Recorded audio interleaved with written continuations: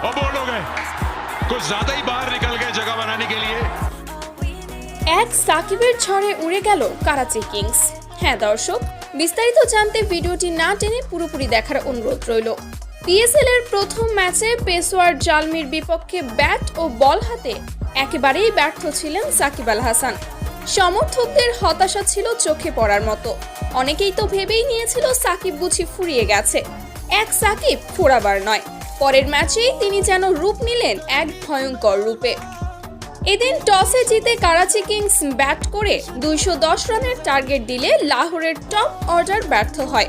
তখন প্রাণভমরা হয়ে ফেরেন সাকিব, আর করাচি কিংসের বিপক্ষে মাত্র 30 বলে 102 রান করে ক্রিকেট দুনিয়ায় রীতিমতো ঝড় তোলেন তিনি।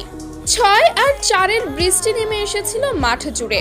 তার স্ট্রাইক রেট দাঁড়ায় 450, যা ক্রিকেট ইতিহাসে নজিরবিহীন।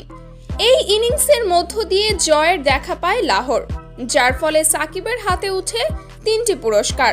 ক্রিকেট বিশ্ব আবারও প্রমাণ পেল, সাকিব যখন ফর্মে থাকেন তখন তিনি একজন নয়, পুরো একাই একটি দল। তো দর্শক, সাকিবের এমন অগ্নিঝরা পারফরমেন্স আপনাদের কাছে কেমন লাগলো তা অবশ্যই জানাবেন আমাদের কমেন্ট বক্সে।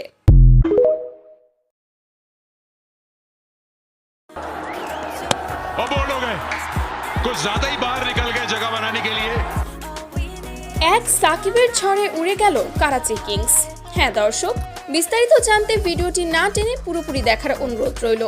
পিএসএল এর প্রথম ম্যাচে পেশোয়ার জালমির বিপক্ষে ব্যাট ও বল হাতে একেবারেই ব্যর্থ ছিলেন সাকিব আল হাসান।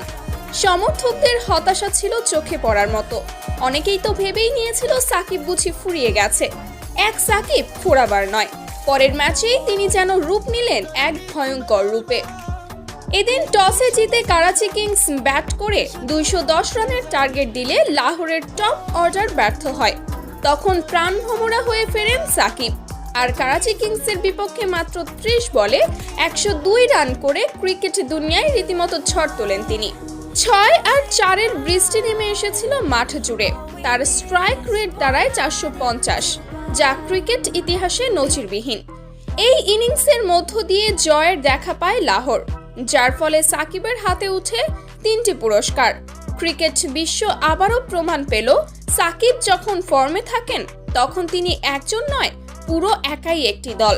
তো দর্শক, সাকিবের এমন অগ্নিঝরা পারফরমেন্স আপনাদের কাছে কেমন লাগলো তা অবশ্যই জানাবেন আমাদের কমেন্ট বক্সে।